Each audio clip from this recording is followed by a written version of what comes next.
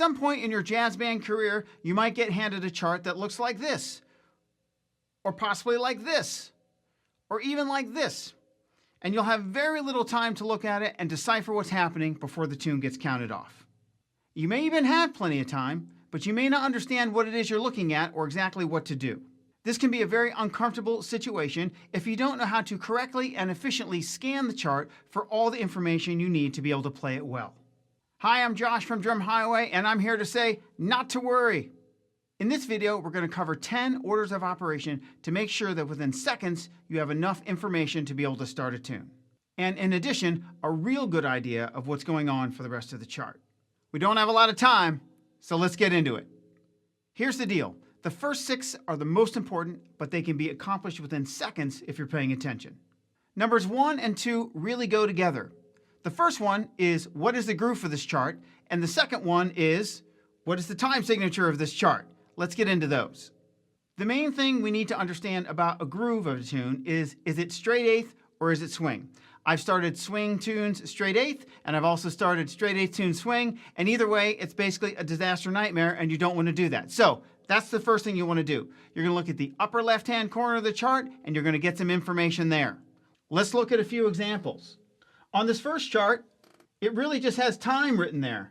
And if you look in the top space, it's got a quarter note and then the dotted eighth note tied to a 16th. And what we know about that is that this basically just means you're going to play swing time.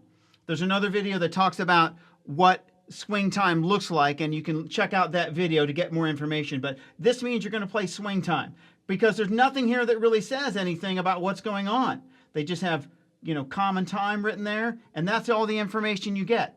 So, but in this case, it means swing time. Let's look at another. This next one, upper left-hand corner. We don't have time written out because there's figures right at the beginning, but it says fast bebop, and we know in that case it's going to swing. Now, if there is no description and there's just a bunch of figures, or the description is weird, you can get like Evergreen Waltz or Alaskan Shuffle. Trust me, it sounds crazy, but it can happen. Then you have to scan past all the figures to the first place where you see any kind of groove happening. And in this case, at measure 1, you can see it says time, and it is that quarter note with the dotted eighth and the 16th, and we know that that's jazz time. So if you see a bunch of figures, you got to scan down to when the groove starts, figure out what that groove is so that you know that no matter what happens after that intro, you're going into whatever that groove is. In this case, swing time. Let's look at this one. Swing feel, but check it out. It's in 3/4 time, so we know we're going to play a jazz waltz.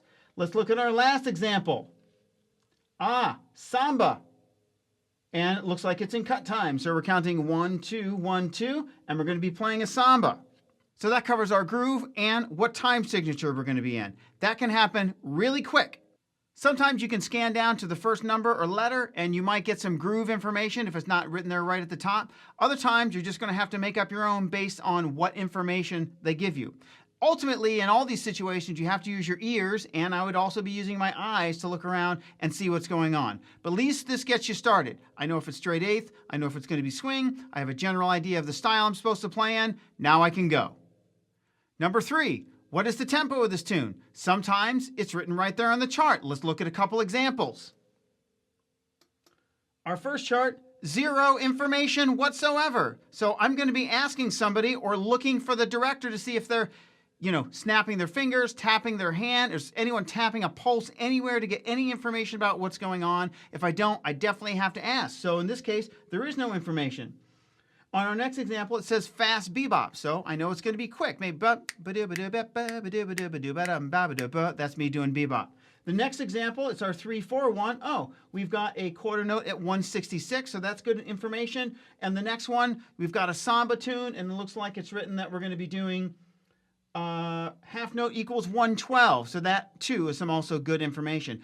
Ultimately, I'm looking for someone that's going to be snapping their fingers, doing some sort of a pulse, whatever. If it's up to me to count it off, I'm going to try to confirm with someone else about what's going on, but I'm going to do that really fast. So these first things are happening quick. You know the groove, you know the time signature, you have some idea of the tempo, hopefully moving on.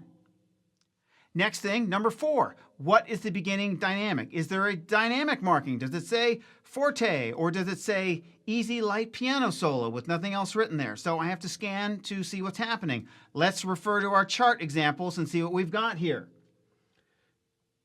The first one, we've got double F, and it also at the top there, it's written abbreviated orchestra, which leads me to believe ensemble. We're coming in big in some fashion. The next one, fast bebop forte. Looks like we're also playing some figures there. So I'm guessing again, it's going to be an ensemble thing, and we're coming out of the gates kind of big. These are all coming out of the gates kind of big. The next one are 3, for example. Again, you've got forte with some figures on top. Also, you can see in that first measure there, first full measure, it says ensemble. So again, 18 people playing, your volume is going to be big, so you got to kind of bring it a little bit. And in our last example, again, forte and a whole bunch of figures. So again, with this one, you know, you're playing big and you're also playing some figures. You might get easy rock or light piano solo, so just be aware of that. You may not have a dynamic marking for it. It might be some sort of a phrase or something. So use your judgment, but scan quick. You can get this information fast. These first 4, you kind of got them going.